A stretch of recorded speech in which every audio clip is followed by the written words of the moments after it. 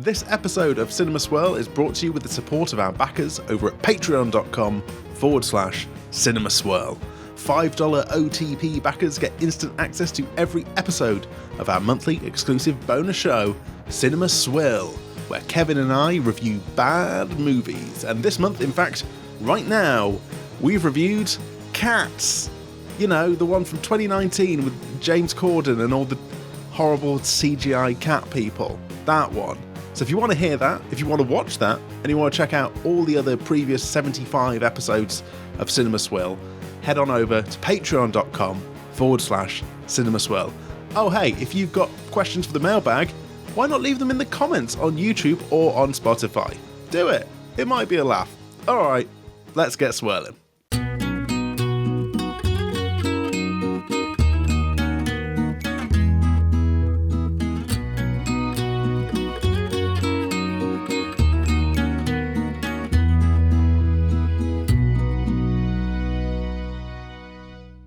Cinema Swirl! Put down that gun, DD. It's episode number 133, coming to you from the Dexter's Laboratory of Hollywood, California, where all them madcap scientists are making all sorts of movies that I, Kevin, have seen, but my partner in crime, Sam Chaplin, has not seen. It's Cinema Swirl. Welcome to Cinema Swirl. Here we are in Dexter's lab, ready to watch movies. Thanks. Yes. Yeah?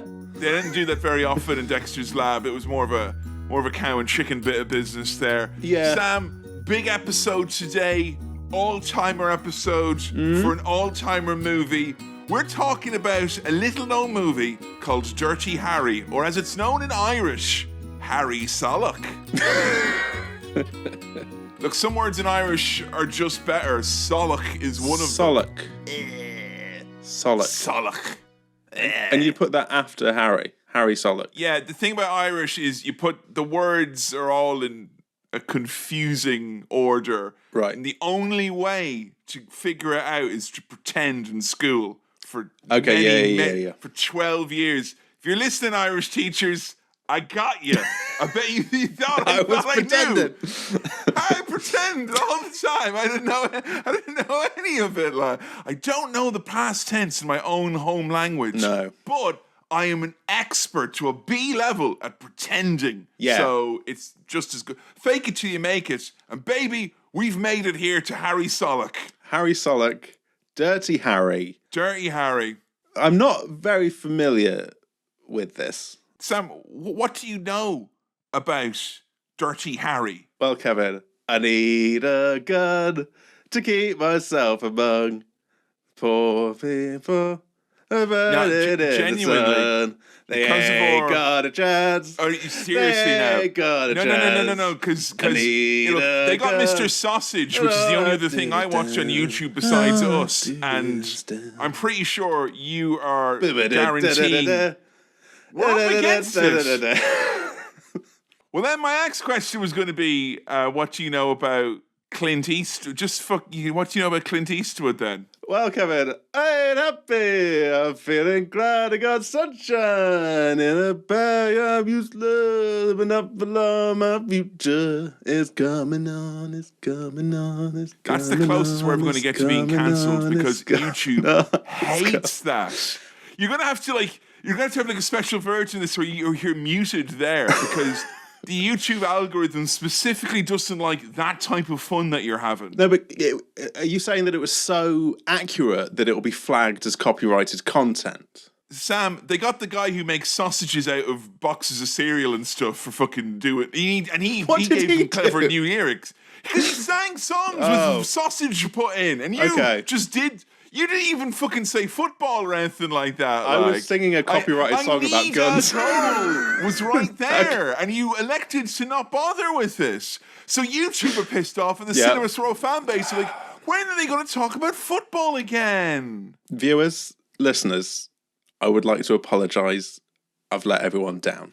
So let's talk earnestly about the film Dirty Harry, which I don't know much about. I know it's got Clint Eastwood in it. I think it's a Western. A Western, okay. Is it not a Western? I may have betrayed one of the central premises of this show with my let's face it, knee-jerk reaction there. Yeah. And you may have surmised from my reaction that it is not, in fact, a Western that we are watching. Okay. Cards were loose, nowhere near the chest in that instance there on my behalf, and for that I apologise. You're not dealing with a Western, Sam. Then what am I dealing with, and why is he dirty? And why is he called Harry? Is he... So right, okay, hold on.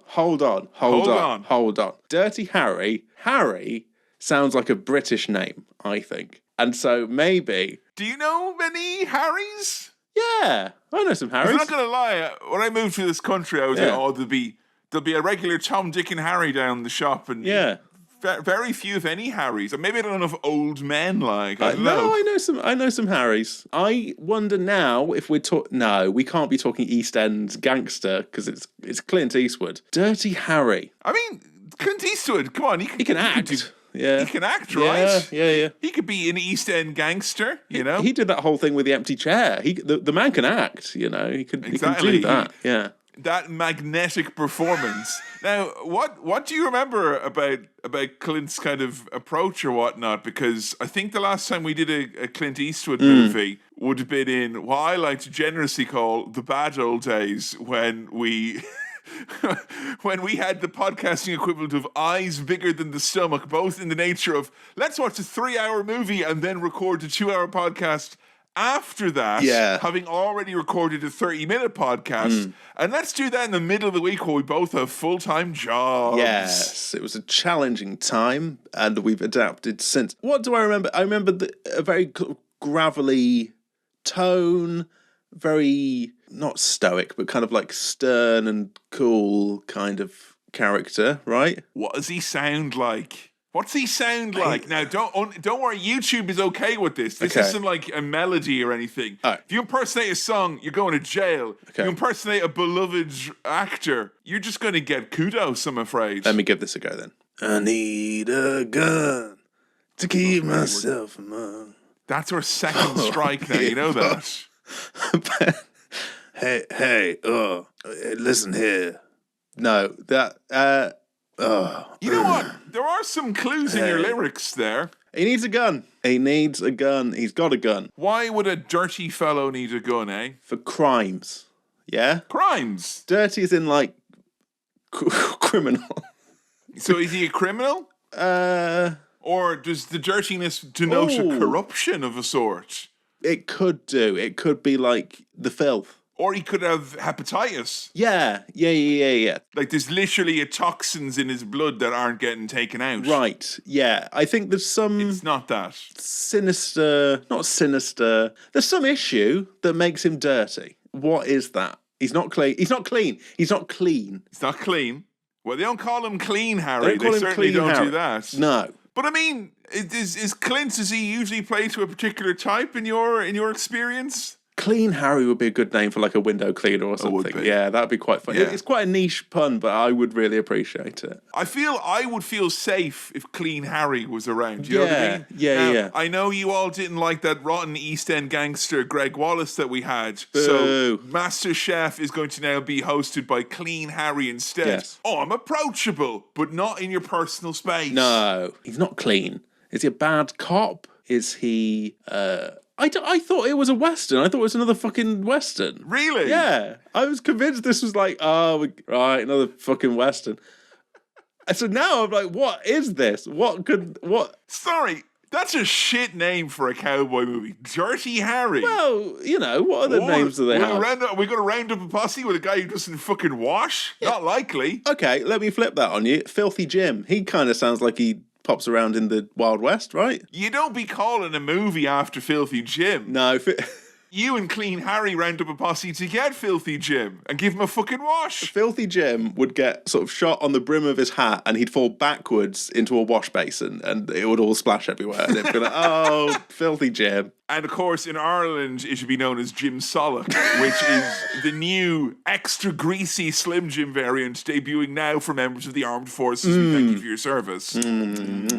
It's got extra hair in it. Oh, this is a real challenge because I don't know what this is, and I don't want to know what it is before I watch it. Do you know any of the, like, these famous lines? Famous gun? What? Where's Famous question. Where's make my go on? Come on, mate. Huh? Come on, go ahead, punk. Make my day. Is that Dirty Harry? What am I? Your secretary? Is that Dirty Harry? It is, yeah. Is the Make My Day thing Dirty Harry? It is, yeah. Okay. You kind of Go have ahead, elements punk. of it there. Can you kind of string it? There's a punk in there. Also, that should be a dead giveaway. What cowboys calling some cowpoke a punk? Oh, so this must be Post-punk. right. Yes, very good.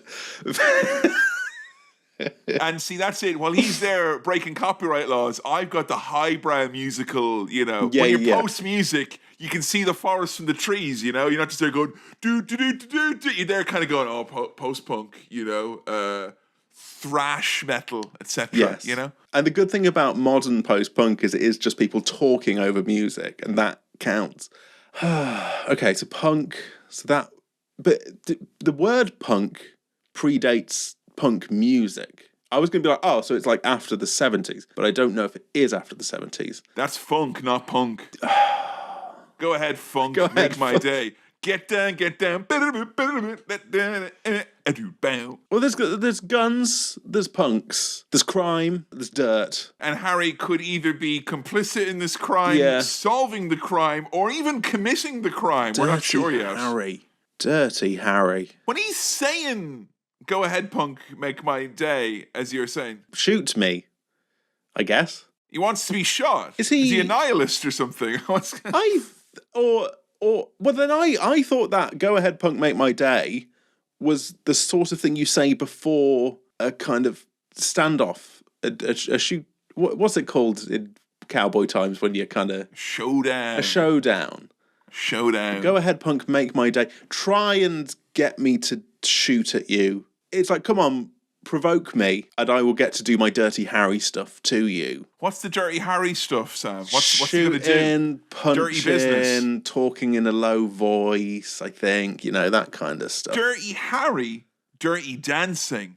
Any crossover? Well, I mean, that you're leading the witness, Your Honour. I'm a dirty lawyer. What can I say? That's how I do things. Have we got Swayze? Is it Swayze in No. Dirty Dancing? No. Nah, I mean, Swayze and Dirty Dancing, but not here. I was perhaps being silly there. Oh, so there isn't... right. You've been making hand gestures. Notice now that the Macs don't have... You point a gun, they don't bring up a fucking gun.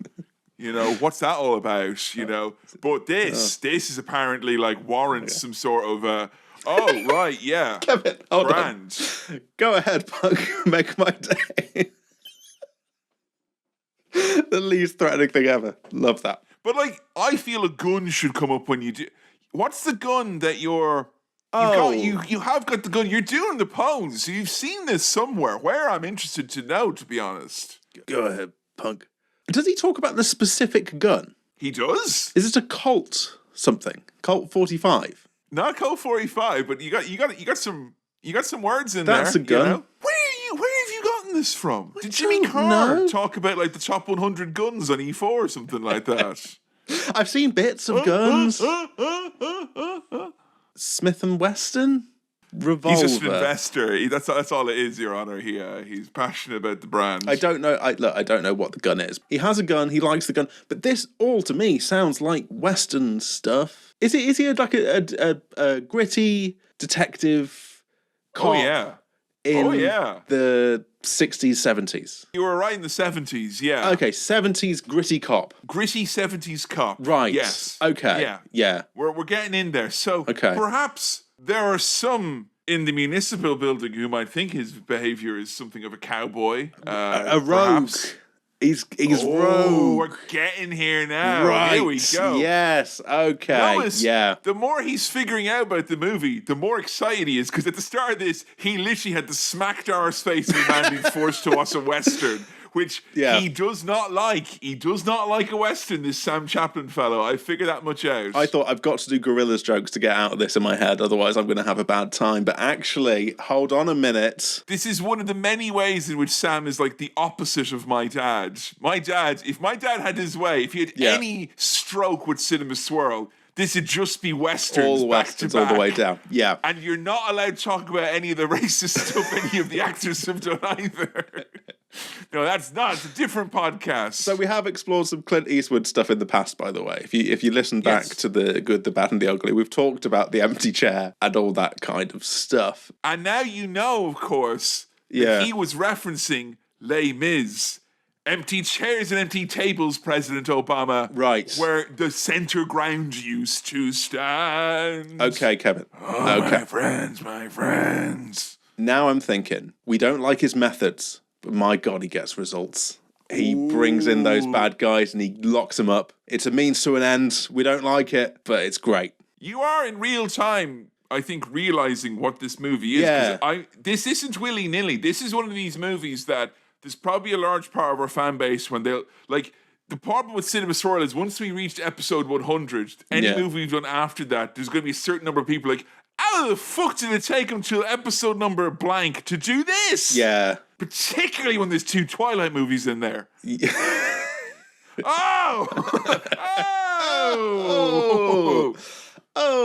Okay. So it's gritty, cop, bad methods, but good results. Make my day, punk. How does that sound to you? It sounds better than watching a dusty old western about a lad who doesn't wash, right? I genuinely thought we were going to be watching a shitty old western. I was going to have to talk about that.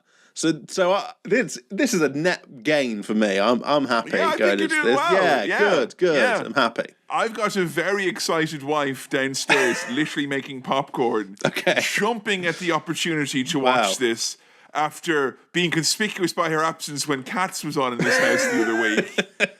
And she loves it because not only is it one of her favourite movies, it's also inspired by one of her favourite serial killers as well. So, wait a minute. Okay, great. Look, that shouldn't be something that makes me smile and go, yeah, serial killers. Something for the ladies, all right? Finally. Why are you doing something about a serial killer in the same way why we did something for Twilight? Something for the ladies. Something for the ladies. That's what they like. Dads like Dirty Harry, but the ladies have an ear for the serial killers. Next time Zodiac, it's happening, guys. We're going to do it. So, have you not seen Zodiac? No. Yeah. So, literally, it's Kevin's fave 5, that one. But I've watched a season and a half of Mindhunter, so I've got serial killer fever, baby. So you've not played Mario Sunshine, but you've read the Primus strategy guide, is what you're telling me. Yeah. You can do this. I'm you can ready. get those shines. Well, before we get in and make Sam's day, spur of the moment, let's have a look at the mail's bag.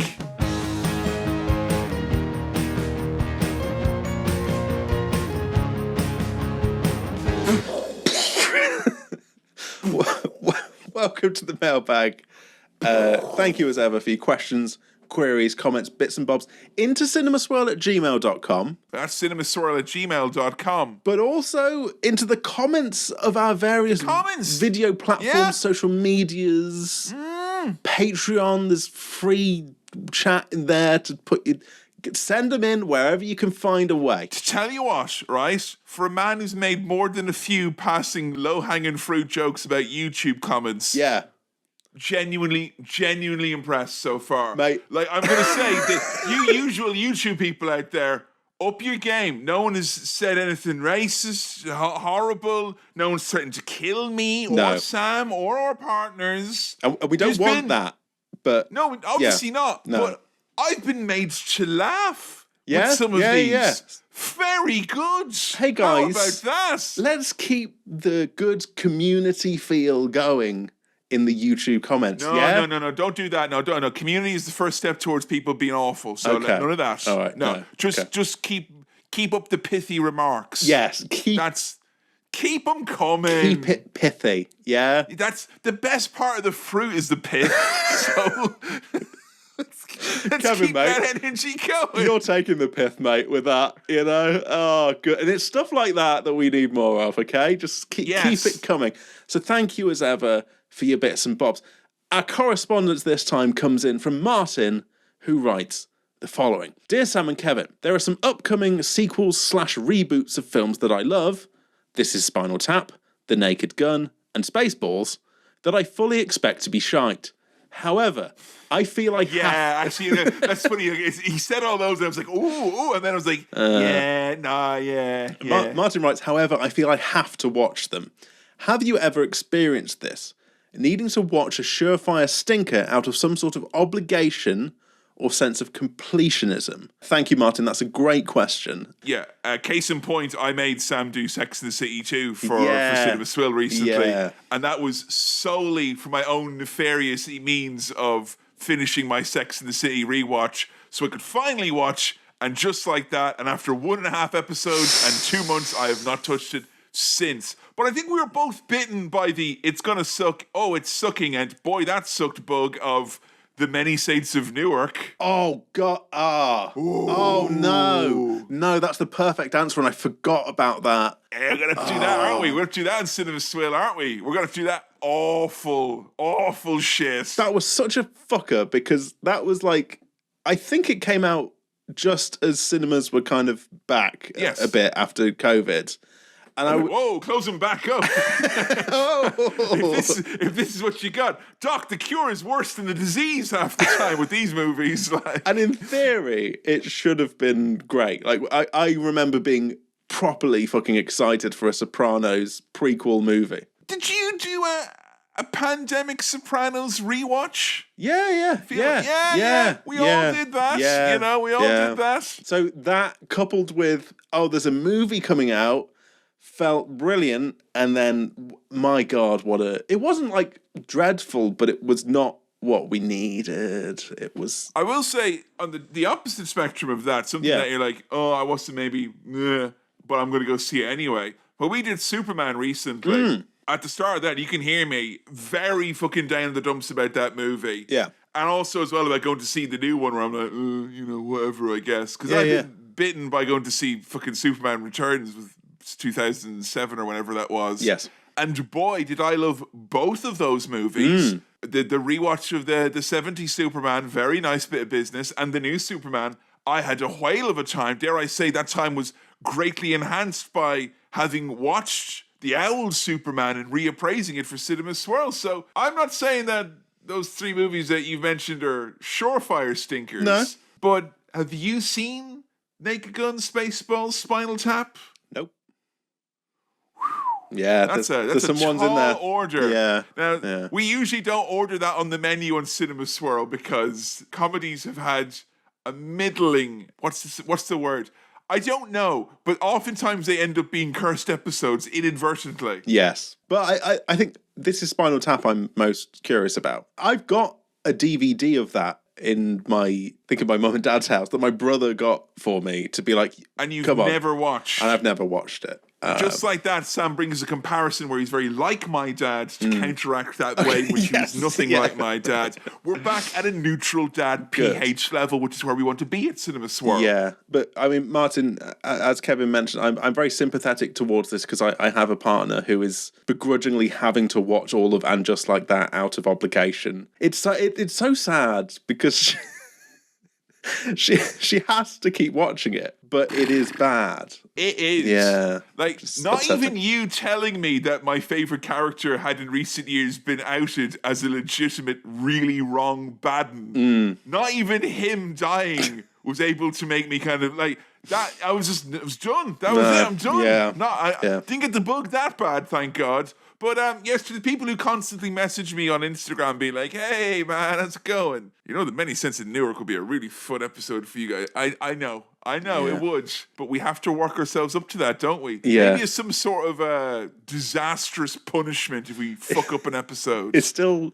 feels too soon to do that to ourselves. We got the movie we deserved. If we as a society were nicer, maybe that movie would have been better. I don't know. Who knows? So thank you so much, Martin, for your question. And please do continue to send the questions in through all those avenues that we mentioned before. Get them in the comments. Get them in the bloody comments. Right, that's the mailbag. Done. Gone. Well, Sam, it's time to go and watch a movie that's not a Western. Oh. Yes, I know. Could I make it any more tantalizing for you? There's guns. Yeah. There's jumpers. It's the 1970s. It's going to be... You know what? I think you're going to like it. You've gone ahead and made my day, punk. Yeah? There you go. Yeah. We don't even need to watch the movie now. He already enjoys it. If the movie lives up to the relief of you not having to see a Western today, then it'll have done its job very well indeed. Yes. Let's go do a cinema swirl.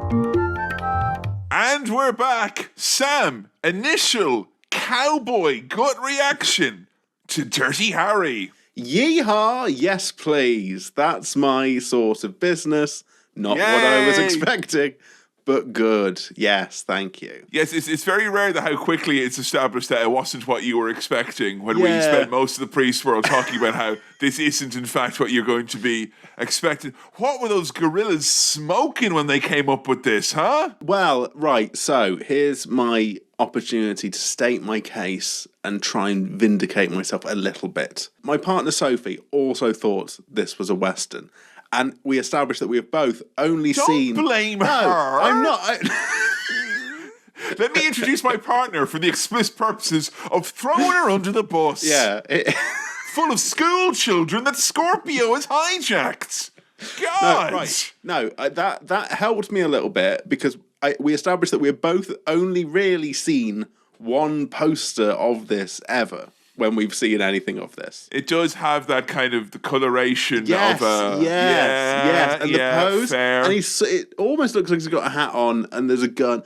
This is a design consideration that we're talking about here. This is a poster design issue. So it wasn't that Sam was actually being ignorant about something; it was that he knew too much about something that you at home scarcely know anything about. Yes, exactly that. I'm actually too clever. Is what's happened. Yeah, it's a real problem. It's my cross to bear and it's my burden that I'm just simply too smart. For your own good. For my own good. Yeah. This was a positive reaction of the initial gut variety. You had a hoot and a holler, it seems. Yeah, I had a good time and it wasn't a dusty old fucking Western, so this is a result for me. This is exactly what I wanted. This is my sort of shit. The kind of serial killer drama stuff. Yeah, you invoked the Zodiac, and you were very right. This was something of a controversial jaunt into the headlines at the time because it felt it was very on the nose of actual real life, although less easy to catch. The problem with the Zodiac was that he was too hard to catch. Yeah. Not that they kept catching him and letting him get away. God damn it! I'm interested to know your thoughts on the movie before we get into it as a whole. Okay. But it's a movie that invited a lot of controversy at the time for being perhaps, something that opened the... I'm playing devil's avocado here, by the way, because I love this movie, Peace and Love, Peace and Love. It was one of the first movies I bought on DVD. It was such an old school DVD. It came in that special cardboard case, buttressed by a plastic spine that has since perished. Yes. But it was viewed at the time as being the type of movie that opened the doors for a lot of the cop revenge fantasy. Right, Some would use the F word. That's right, fucking fascism, to talk about this movie as being like a glorification and an oversimplification. I don't know. I feel this movie. I feel like this is one of these movies that's just A, it's a bit of a laugh, and B, the lad who made this was fairly much trying to make the opposite point as the one that most of the people who seem to have problems with it at the time. Is it aged, I guess, in modern sensibilities? I wonder if some of the youngsters watched this and saw Dirty Harry's take no prisoners, and if I did, I'd beat them and not read them their rights attitude. Look, perhaps as less complex as it appears. I enjoyed it a lot. Here's like the headline of my review of this, right? Dirty Harry... ... good clean fun. Come on. I mean, it's film. It's a bloody film. It's not, The thing is, if you've got issues with cops, I feel like Dirty Harry would kill those cops. And he'd skirt the law in a pleasing manner to get the job done. And I feel like That's the time when when people go out and they mean defund the police, they mean to fund Dirty Harry to kill those other bad policemen. You need the best thing to get a bad policeman is a good bad policeman. Yes. We've got a good, bad, and ugly policeman here because it's Clint Eastwood playing all the the role. above, Yeah. isn't it? You know? I'm not saying he's ugly, but he's from the film The Good, the Bad, and the Ugly. I say he cuts a remarkably handsome figure in this movie, Sam, if anything. Yeah, no, he's a good-looking lad in this film. I can't get a grasp on how old he is in this. Yeah, this is the type of movie that when I watched originally, when I would have been like, I think maybe 14 or 50, I'm like, look at this old bastard. He's 100 years old. And now, in my mid to late 30s, I look at him and be like, he's probably like 23 or something. But men in the 70s had kind of an exponential aging factor to them. There was a mad thing back then where lads would just be old forever. Like, I don't know if there is a young Clint Eastwood. Like, he's just sort of that age for a long time and then old. He's been like 90 for, as far as I'm concerned, a good 20 years at this point now. Yes, yeah. You know? Yeah, it's impressive. Sam, what are your thoughts on snipers? I view them to be the skateboarders of the rifle world. Your opinions? I.e. cool? Tricks, you know? Tricks. Okay, Tricks. Right, yeah, they're doing and tricks. At the heart of anyone criticising them lies the heart of a hater who's jealous deep down. Yes. Right, I need to admit something at the start here. Because we get the whole thing of this guy, you know, zooming in on a woman in a swimming pool through a rifle sight. The music is great. A sniper's scope. The music in this is amazing. It's fantastic. I read a bit of my book to the soundtrack after I'd seen the movie. Good, yes. Later on. Good bit of business. That's flipping through a paperback music, that is. That's nice. I made amazing progress. Shame the book was bad. Oh, well. Oh, well. So I was like, oh, this is great, and we see like the back of the guy's head, and it all felt like it has then inspired stuff like the early Grand Theft Autos. I can see literally a fucking straight line. Yes. But we then, after he shoots the woman, we then cut to Dirty Harry turning up to the crime scene, and for whatever reason, I just assumed those two characters were the same person.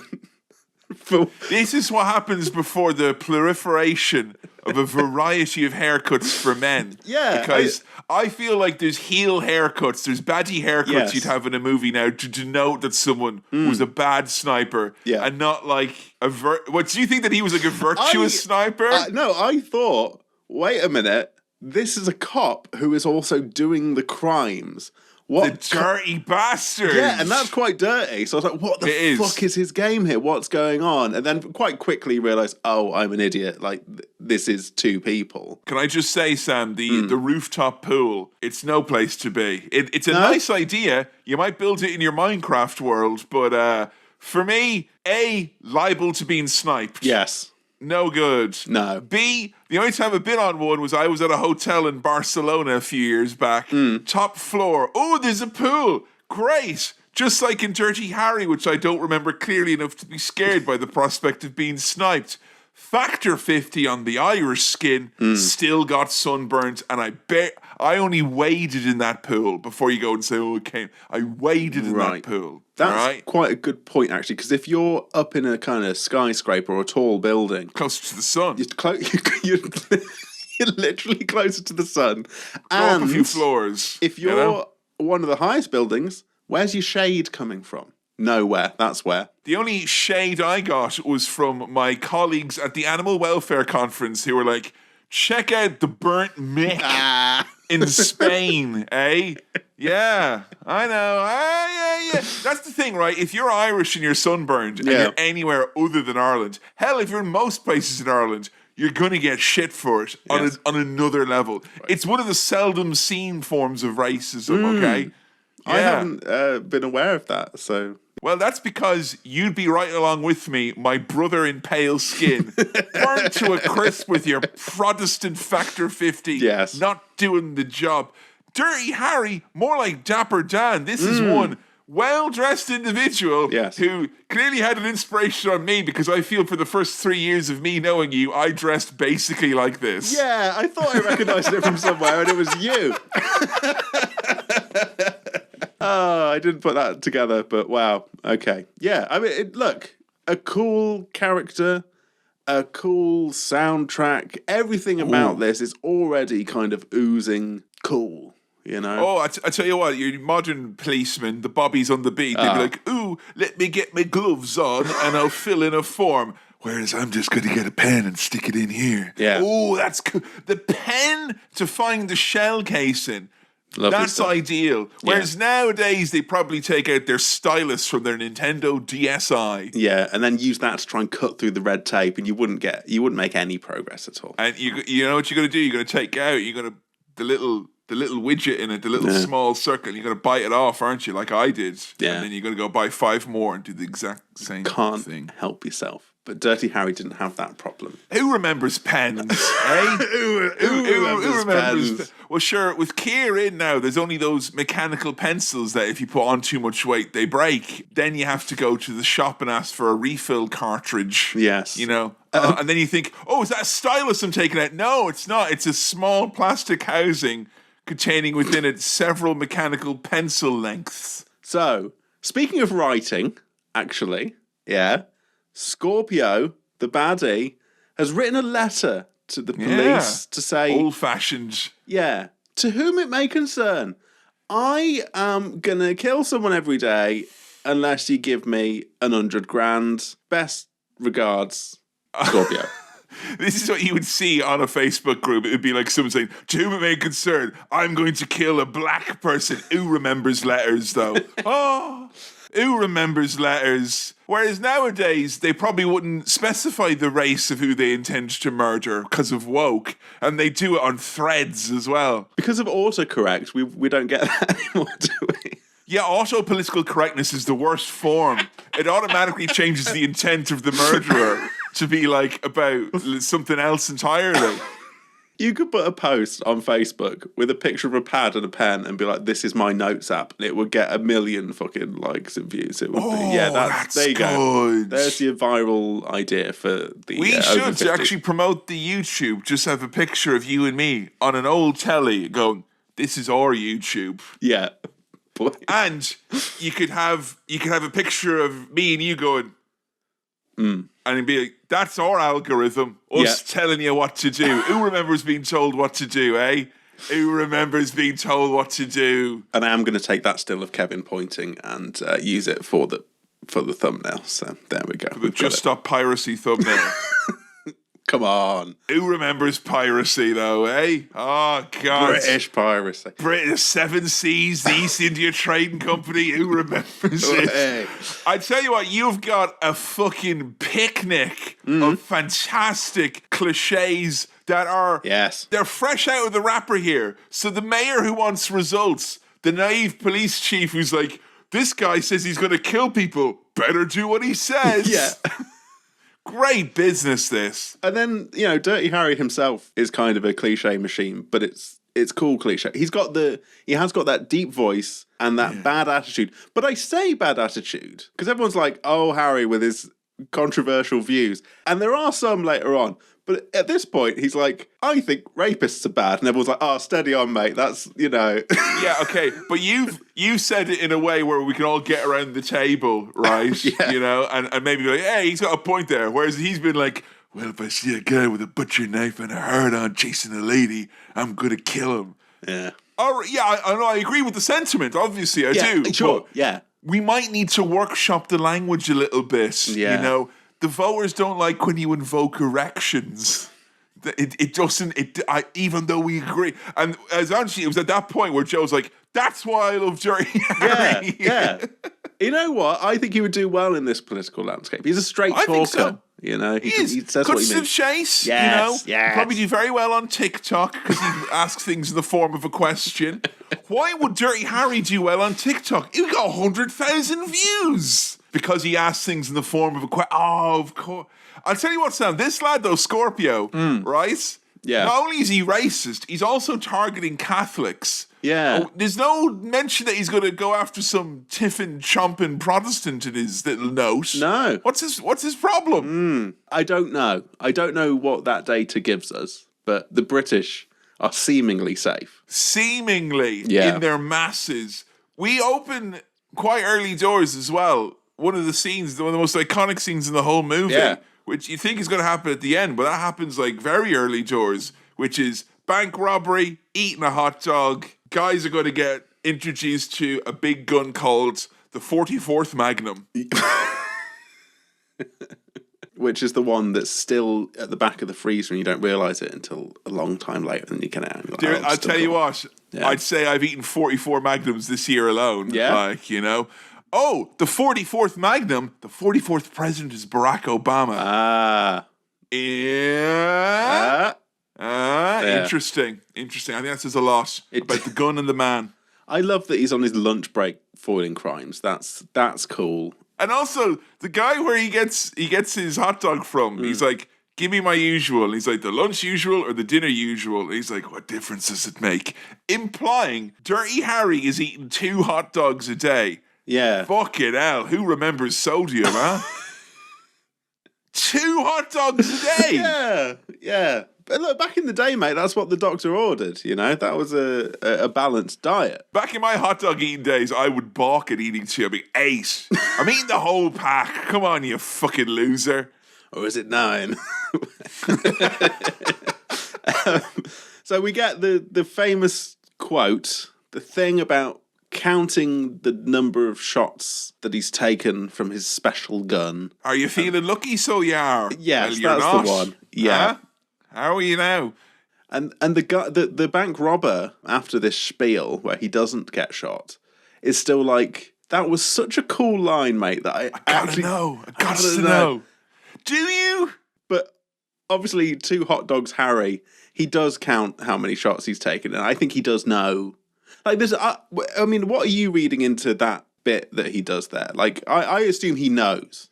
I think he's enjoying the flex. Yes. I think he knows he's because I mean, with the cops right behind him, like, big man, risk. Harry, that was a nice bit of business. I mean, he does at one point shoot a car and kill it like it's a mini boss. It's like bang, and the car's like ooh, and crashes.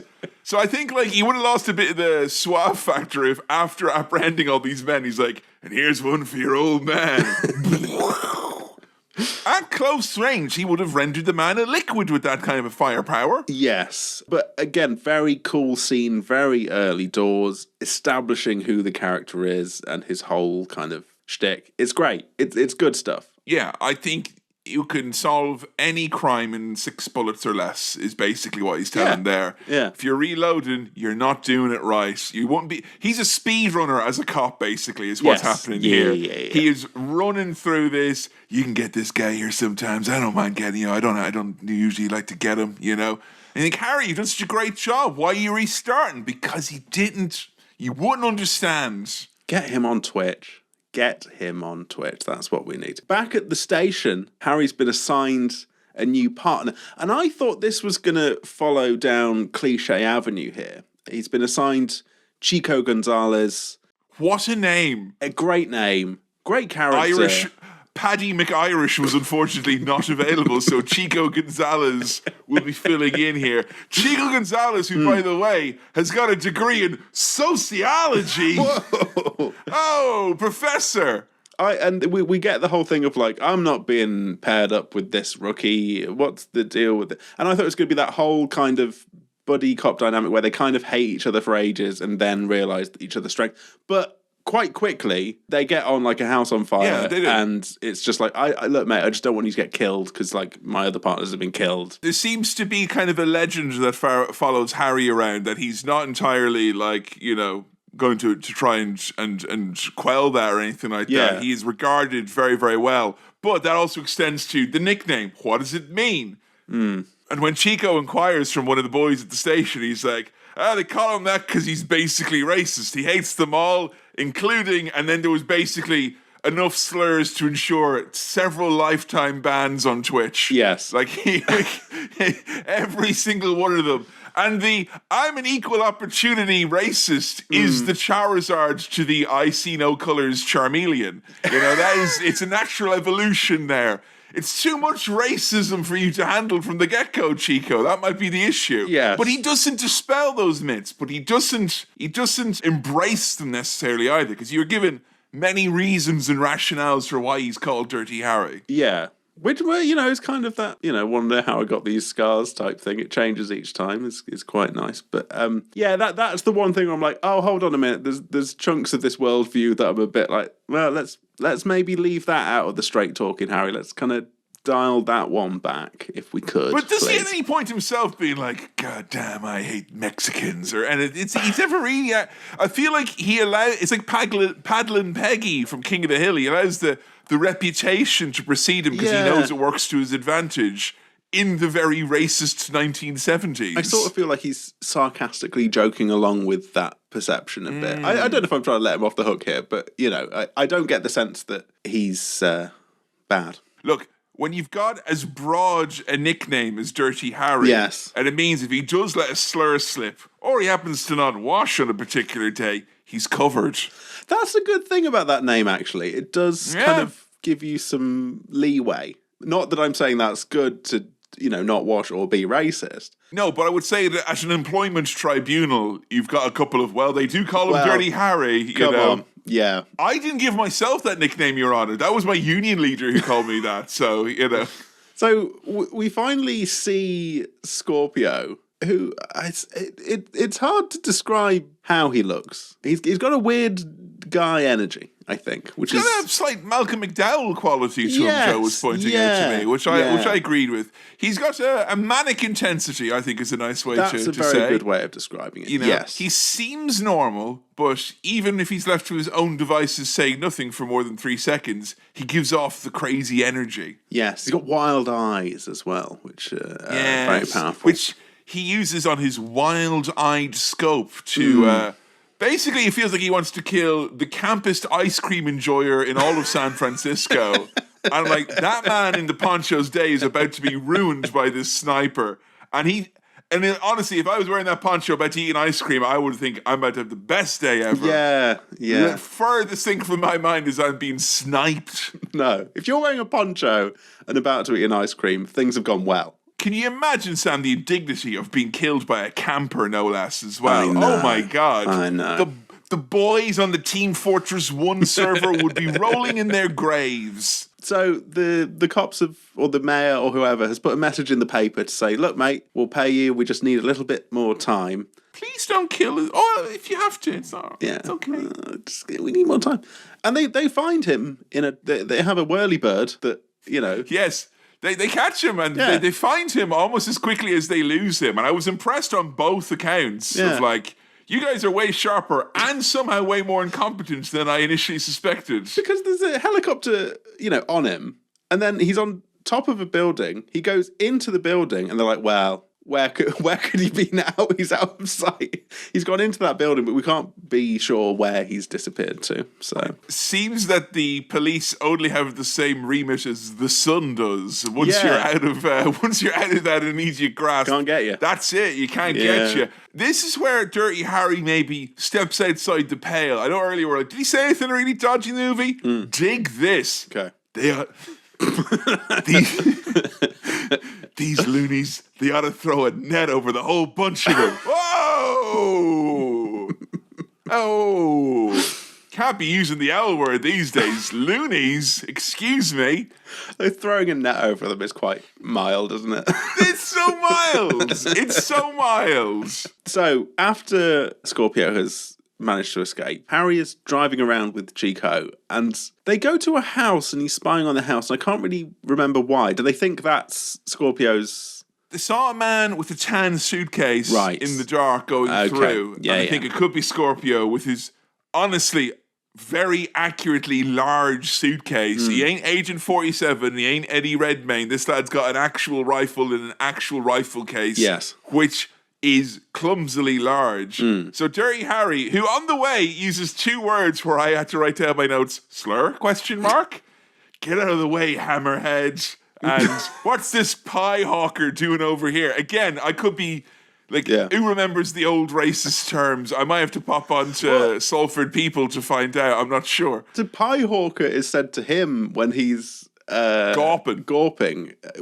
And there is a lot of spying on ladies in various states of undress in this movie. There's quite a lot of lingering shots of boobies. And it's like, Which you might think, oh, something for dad. This movie came out in the 70s. Show some respect. This is something for great granddad or Captain Tom, okay? Well, he does get roughed up for being a peeping Tom, but to be fair to the people who are roughing him up, he's really like, hold on, let me just double check that everything in this house is not what I think. Like he's there looking for way too long. I love the idea as well of him being attacked by people in the neighborhood, being like, hey, he's peeping on Hot Mary. How did you ascertain that, if not through the medium of peeping? Hey, say something for the rest of us. Let us hawk at that pie. What's pie hawking? What does it mean to pie hawk? I don't know. It seems like something The Rock would have said in like the year 2000, and me as a child would have been like, "Yay, yay, Rock! I'm 8, and I also hate the Chinese like you do. Yay!" The next adventure that Harry finds himself on, and again, I played GTA 3 recently for the first time since watching my brother play it like 24 years ago or whatever. The parallels were staunch, like just the way the city looked, particularly at night, the way he bounced from place to place, the influence and everything from the gunplay to how you heard about things on the radio and stuff like that. I feel a modern Dirty Harry game with little adventures happening all around. Yeah, like, would be good. Harry, there's a suicide you gotta stop in your own way. And he's like, come on, you pussy, jump. He's so mad. He's mean Harry, not Dirty Harry. I don't know what his method is here. And then he's basically baiting this guy and kind of just being like, look, most cops would give a shit about you, but I don't like you. Bloody suicide lot. The only thing I like less than you is the mess you're going to make if you go ahead and do it. Like, I know there's been cuts to the Samaritans recently, but I hope they don't have people being like, well, as long as you don't leave a goddamn mess when you do it, goddamn. I remember seeing a Jerry Seinfeld clip of him talking about suicide. Just like, what's the deal with these suicide guys? And look it up. It's I'm awful. trying to buy flowers for my teenage girlfriend. Get out of the way. There's so much to look forward to. Prom, spring break. Come on. He manages to grab the guy. He grabs him because he fucking pops someone, Sam. Well, no, the guy like falls onto him and he's got hold of him. But to sort of seal the deal, he just punches him a few times. And he can hear like people in the crowd being like, why did you punch him? Why did you hit him? Yeah, I mean, it certainly would make me think twice about suicide. Yeah. Because I would feel being beaten up and humiliated by an ornery officer of the law. Yeah. I mean, I'd be right back up there the next day if that happened to me. I'll do it at home if that's what you want. Jesus. And he explains to Chico. Oh, Chico saved him from the Peeping Tom angry mob before, by the way. Chico's He's a good one, that Chico. He explains to Chico, now you know why they call me Dirty Harry. Every dirty job that comes along. So rescuing someone from a suicide attempt is a dirty job. That's a dirty job. Dirty job. It's a potentially dirty job. Well, I don't know. yeah. I was hoping we'd see him like having his dinner hot dog and be like, now you know why they call me Dirty Harry. Unfortunately, Kevin, Scorpio has killed again. This time, it's just a 10-year-old child, which is... We're dealing with some heavy topics here, huh? Yeah. This is a YouTuber's worst nightmare. All these demonetizable topics, one after the other, you know? Oh, yeah, shit. Is this one made for kids? It talks about a child being killed. Now, Kevin, hold on. We remember I sang some copyrighted songs in the pre-swirl, so we'll be all right. It all balances out. Belt and braces, eh? Based on the contents of his letter, when he was like, I'm going to kill this lot and this lot and this lot, they're like, right, we've narrowed it down to priest because he's killed the other people. He's killed everyone else on his wish list. Yeah. So, and they're also like, look, he's going to come back to this exact same roof. It's one of those points where the movie could have easily been like, well, you know, just say that you're going to track him or whatever. But they're like, wait, why would he go to the same roof? And they're like, probably because of his super ego. Yeah. And also we've unlocked the roof and that's where he was earlier. Yeah. So you're probably going to come back to that roof. And wouldn't you know it? He's back on that roof. He comes back to the exact same roof. Harry is staking out with Chico. Harry's on the knocks. That's the binoculars. Yeah. That's a fun abbreviation for you. He has a detective's instinct, but the pornographer's eye. Yes. He always manages to somehow get his eyes on the nudie ladies. No, it turns out here Scorpio says he's going to kill a babe next, so I better make sure all the nudie ladies in San Fran are well looked at. It's written on the note in different handwriting. Oh no, it says he's going to attack the hot dog stand next. We better get down there, stat like. Not on my watch. But their scoping and their staking out does work because they've managed to shine a big light on Scorpio. Fight rifle with rifle, that's what I always say. Yeah, so there's a big shootout here. But he's got a machine gun, that's cheating.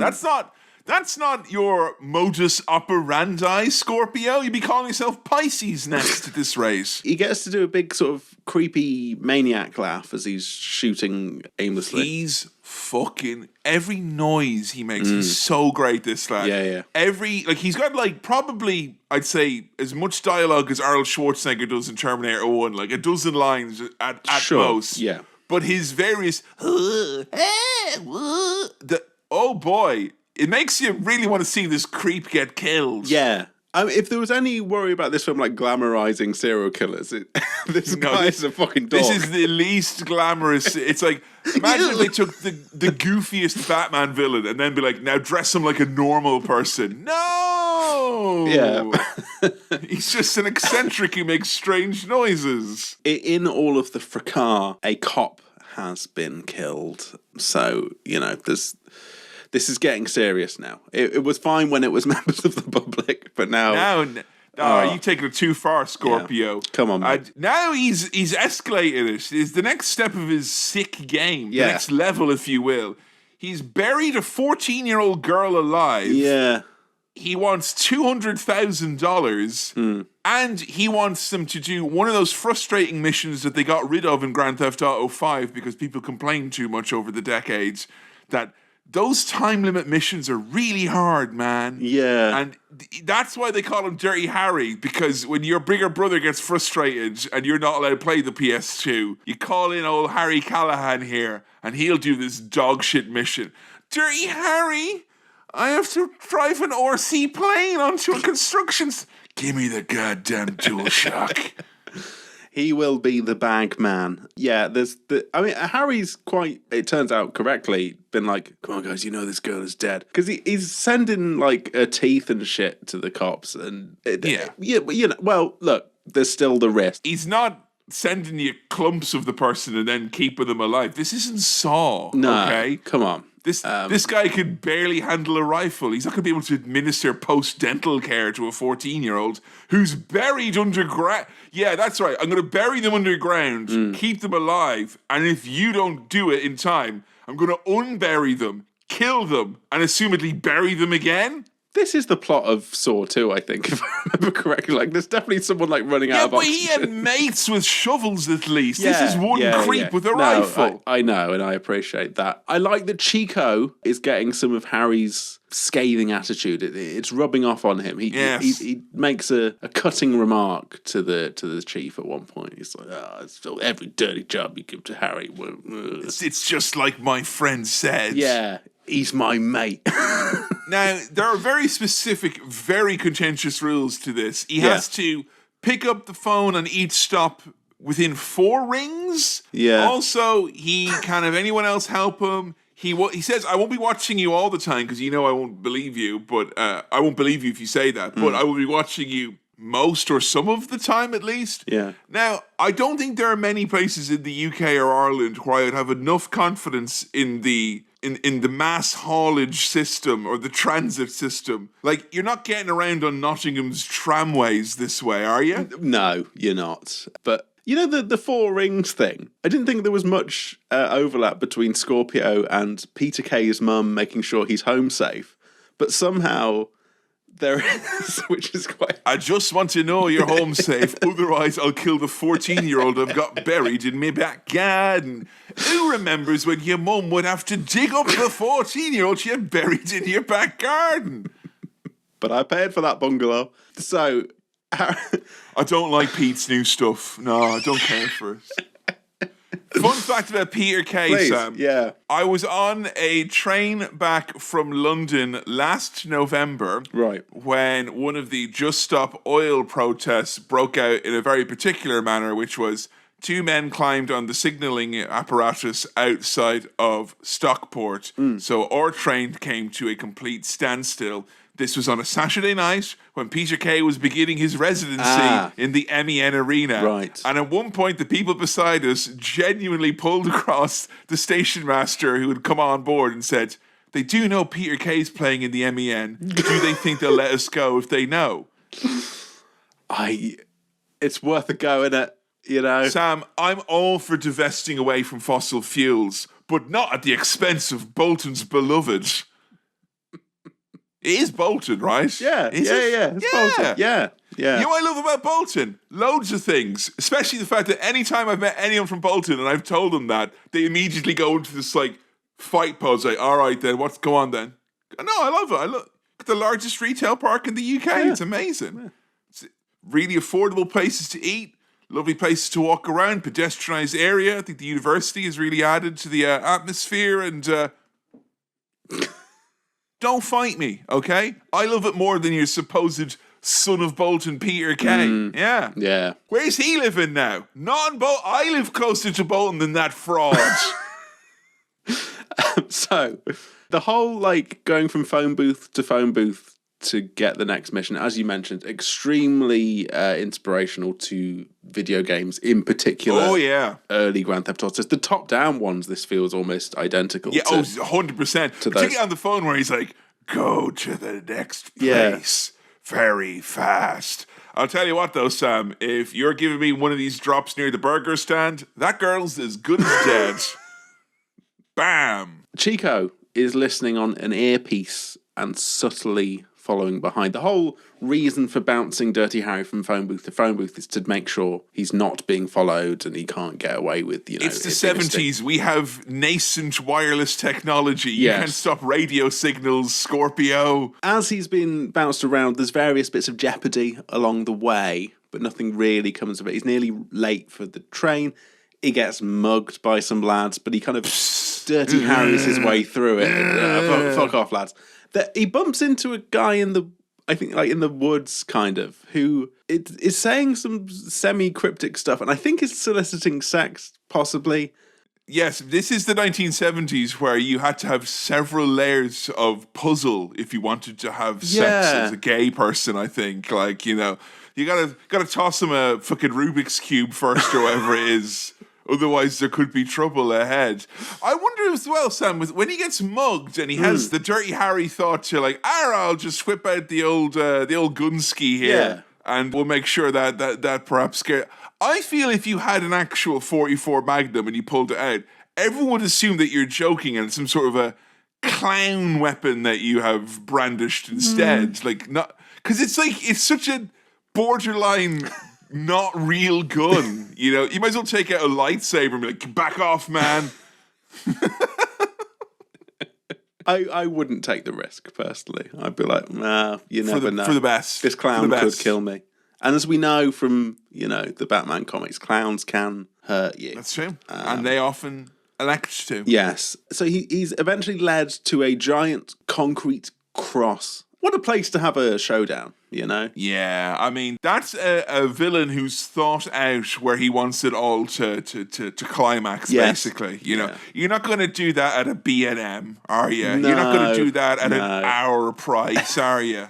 And Harry is confronted by Scorpio, who makes him drop the bag, drop his gun, and immediately he's just beating the fuck out of Harry, and it's like, look, I've changed my mind. I'm going to let the girl die. Again, it feels very like, you know, prototypical of a lot of the, like what Batman has rebooted into over and over has come closer and closer to this. It basically feels like. Like I do feel we're one Batman reboot away from the Joker kicking the Batman in the face, being like, "I'm going to kill a teenager." Chico to the rescue. My boy's got a flick knife, stabs this ghoul in a manner that reveals his true demonic nature. again, not glamorous in the slightest. No, a lovely, weird serial killer's scream. Great stuff. Yeah. Doesn't pull out the knife and lick it all sexy. No. No, he's going... Limps away really uncool, and that's what you want. He uses his balaclava to bandage himself, which... And them IRA lads had the right idea. They can make a balaclava at any given moment. Yeah. You know, they can get out of Dodge. Should you have elected to use your knives, except of the rifles, etc., But could have been easy. it's Could have a been easy. risk-reward calculation. You've revealed It your is, identity, yes. but you've stopped the bleeding, and he's made that decision. Chico did get shot in all of this, which is unfortunate, but we don't really follow up on that loads until a bit later on. But it's just, oh no, Chico's been shot. They're getting patched up, and we hear one of my favourite phrases, which is, "You wouldn't happen to have a belt of booze on you, would you? A belt of booze." Which I believe might be what you have when you are, my other favourite phrase I've been doing recently, tying one on. Ooh, yes. Yeah. I like that. Yeah. That's when it's like alcoholics telling each other, I'm going to be like an extra alcoholic today. You're tying one on? Oh, yeah. They managed to breach doctor-patient confidentiality in Scorpio's case because didn't even have to beat the doctor. It's no, amazing. It's like, mate, where is Progress. he? He's over here. Which leads us to big chase across a football field. Yes, this is shot beautiful. This movie is so fucking good. Yeah, so lovely how it's shot. Yes. The stark, like it feels like it was an ad for Technicolor back in the day or whatever. Because the bright blues during the day and the subtle hues and navies at nighttime, absolutely gorgeous. Some of the shots, like genuinely, the one here in the football stadium, I was like, I don't think they made helicopters that small back in 1971. Yeah. You How know, did they I do was it? genuinely blown away by some of the stuff they pulled off. we haven't talked about this much throughout, but for me, I would just say, for the most part, everything looks great and sounds great. Like the music is The cool. music, the score of it is phenomenal, and not just in like it's a quirky artifact of 1970. Like I love like the Death Wish soundtrack, but that's more of like it's a quirky soundtrack of its era that you wouldn't hear anymore. This is just good ass music, Genuinely good shit. genuinely good shit. And I love the dynamic of two sore men being involved in a chase. Yes, that's great. Yeah, hobbling There's a all lot over of the limping, a lot of grunting, a lot of falling over. Great. Scorpio gets shot in the leg. He's freaking out. Yeah, he goes full on weirdo crazy. Yeah. They hit the lights, they shoot him, he's like, you shot me! I have rights, pig! I'll be mayor next week. And it's like, yeah, he probably would the way things are going. See, if you were going to kind of glorify him, he'd be like, fucking kill me. And, he'd sort of allow himself to. But he's like, I've got rights. Oh, please don't hurt me. Like a wimp, like a real wuss, It's sad. And that's when Harry turns and he's like, I'm Harry Callahan and I'm sick to death of rights. Yeah? How about a bill of wrongs? Bang! And there you go. You've got yourself another term. Yeah. He's stamping on the bad leg and torturing answers out of him about where the girl is. We see that's all off screen because we get the big not zooming out, the kind of helicopter shot that keeps going and going and going and going and going and looks absolutely fabulous. It's so Harry good. knows the girl is already. He's known the whole time the girl is already suspected, dead. yeah. And the girl is dead. Harry is in big trouble because he didn't give the guy his rights. He didn't let him have a lawyer present. This scene was hilarious. This goddamn DA. This DA, who's nothing more than a souped-up lawyer, Sam, at the end of the day. Yeah. And he's giving in the business about his rights. And I'm like, there's nothing right about what happened here, you goddamn crook. And just when you're like, damn, maybe the cliche of this crooked DA is enough to get us over the line. He's like, and I've brought in the professor. And he's like, yes, according to my research, you should have not shot the man in the leg. Oh. Fucking boffins, man. Ruining Got it your for research everyone. right here. Bang! Bang! Research this in the ballistics department when I shoot you with a gun. Yeah. Fuck yeah. All the evidence is somehow inadmissible altogether because he stepped on his leg, and it's like, oh, he's free now. We've let him out. Like, there's nothing we can do, lads. Yes, the interchange here where he goes, it's the law. Then the law's crazy. Yeah, good stuff. It is a crazy bunch of laws. Yeah. This reminded me, like the whole film really, but kind of some of this stuff of the killer getting away with it all the time reminded me of Seven quite a bit. That kind of dynamic. Some of that. I feel like in the fun that we're having with the over the topness of it, yes, because literally you go from them being like, "That's right, he's let out on the streets," and you have to like write him an apology and get him a £20 gift certificate for Costa Coffee. Then like it cuts to him literally on a playground being like, "I'm gonna kill some kids next." But with all that silliness being aside, yeah, the movie's still like, it's not as if it's just like, I feel like I'm almost describing a B movie with you. Yeah. But it's not, it is both very silly, but it does still have, I think, grounded by the performance from Clint Eastwood in particular. It's not like a fucking silly bananas clown show. No. They treat it mad seriously. These are all the things we're saying, like you're probably so used to being, you know, cliched and parodied and being a well-worn trope. It's odd to have them earnestly being like, this serial killer is being let out because it's the law. Fucking law. Yeah. I am the law. You know, that's worth mentioning, I guess. Yeah. The movie does actually hold itself quite seriously and kind of gets away with it despite it being genuinely bananas. Scorpio's tactic here, his plan, to pay a guy $200 to beat the fuck out of him is a very brutal, kind of fun in a way scene, because it's like this guy that we hate who's a creep is just getting beaten the fuck up. In terms of inflation, it feels that paying someone to beat you up business has not really been harmed. That, I mean, $200, it seems like it's a going rate, isn't it? Right? If you wanted someone to do that to you.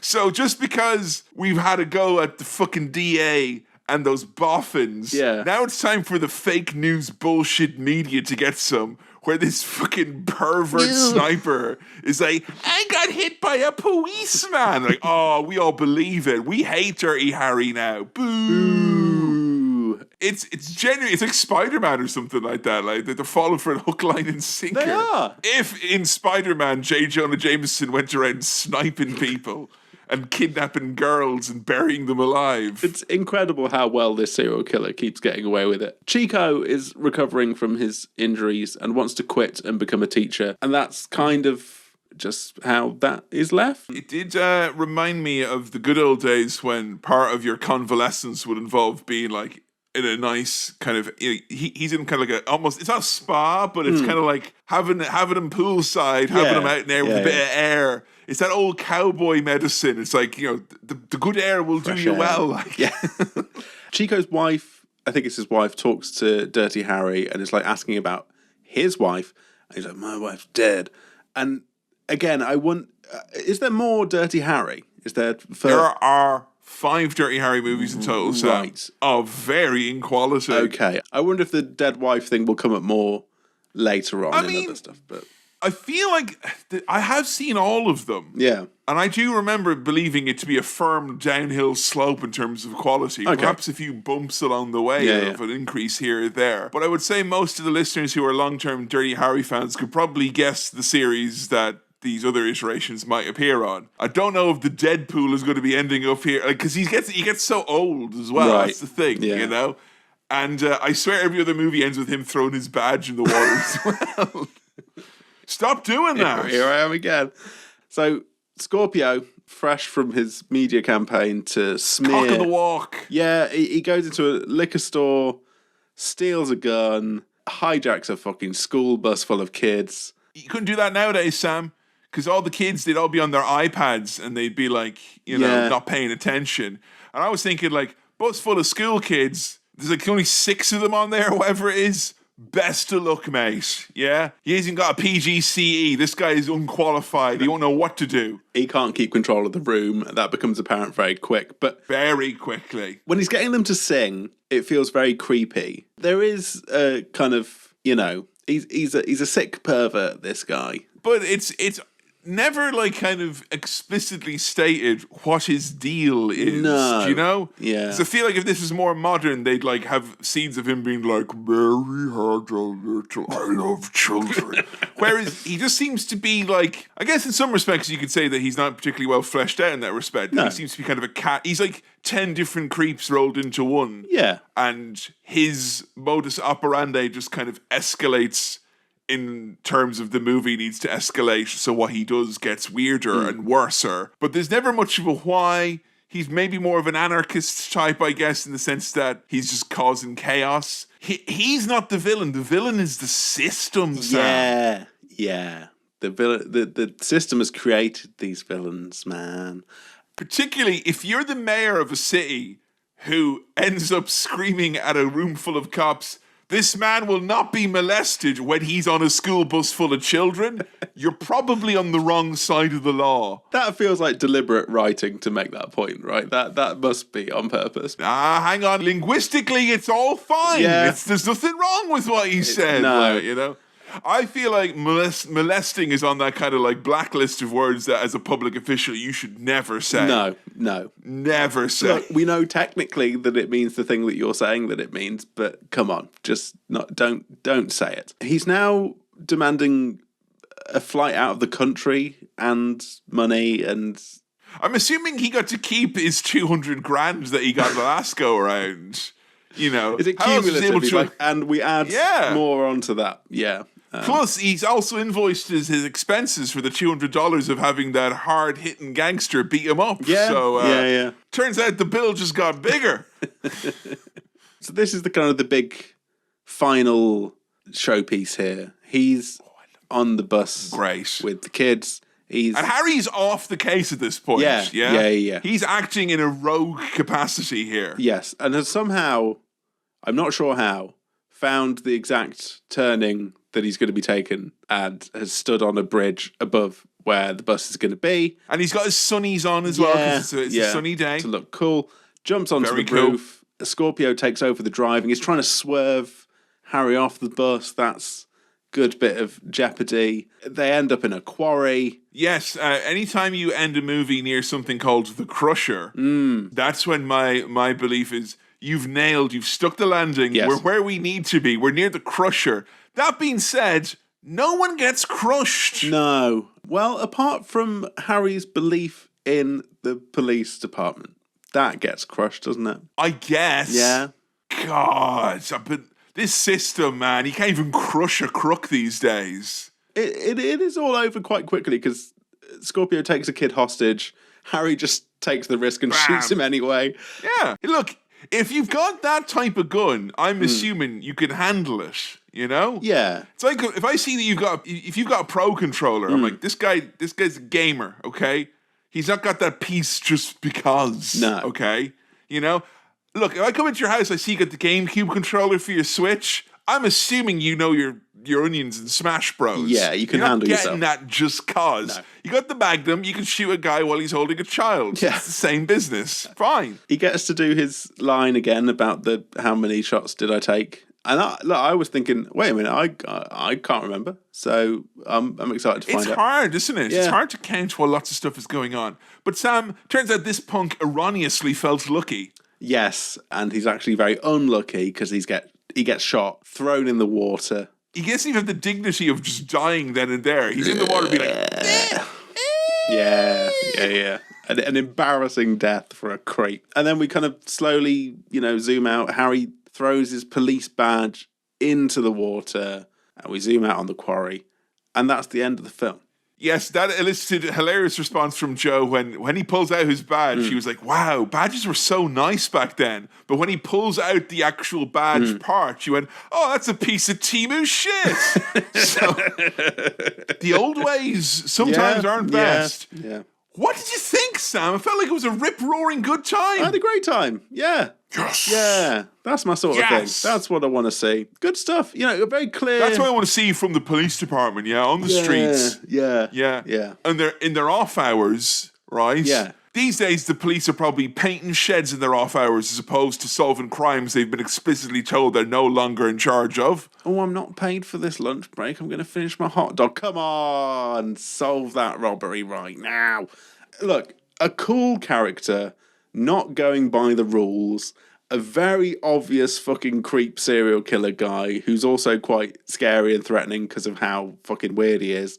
A fun partner who kind of develops the same attitude as the guy he's paired up with. It's not to say it's small scale, but it it is. And like simple, you know? So this is like a really good ham and cheese sandwich of a movie, yes, you know? Yes. And sometimes that's what you want. It does the thing that films from back at this point did, which is when you get to the climax, that's the end. We don't hang around to be like, oh, well, we don't go back and talk to everyone.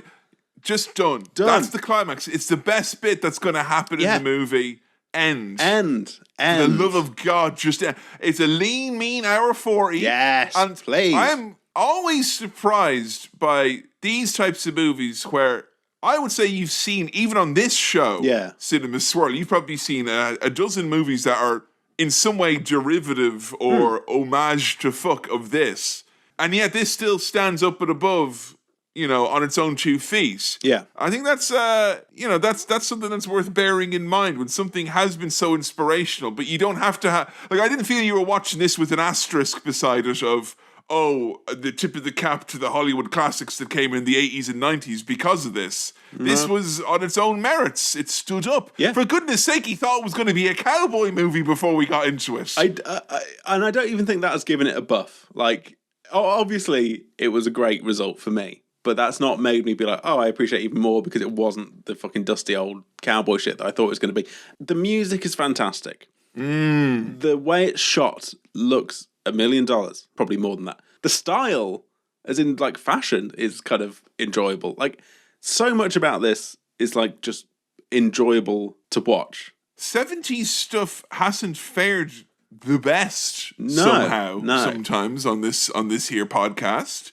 And I feel it was perhaps a great advertisement for the style of the time. I've heard nary a bad word about the movie so far, I will say, from you. You know? If I was to twist your arm and demand a critique at gunpoint, with you not being really that sure if I've shot 5 or 6 bullets. The only female characters are seen through binocular lenses taking their clothes off. But, like, you know. And that's why they call him Dirty Sammy. But, again, you know, it is what it is, and it's of its time, and, you know, all that kind of stuff, you know. But for what this is, it does it brilliantly. The performances were all great. It breezed by. It was fun. It was action-packed. Would you want to watch more Dirty Harry movies? I will say I've only seen the other ones all once as part of an ill-fated watching through a box set I got for Christmas expedition in my late teen years. So I couldn't really speak to the quality of them. But was the character in his own right intriguing enough? Or would you think it would just be kind of more of the same? I don't know. It feels like I can see where this is going to become a victim of its own success, right? Because feels so much like a self-contained movie where you're like, oh yeah, great. That tells the story it needs to tell.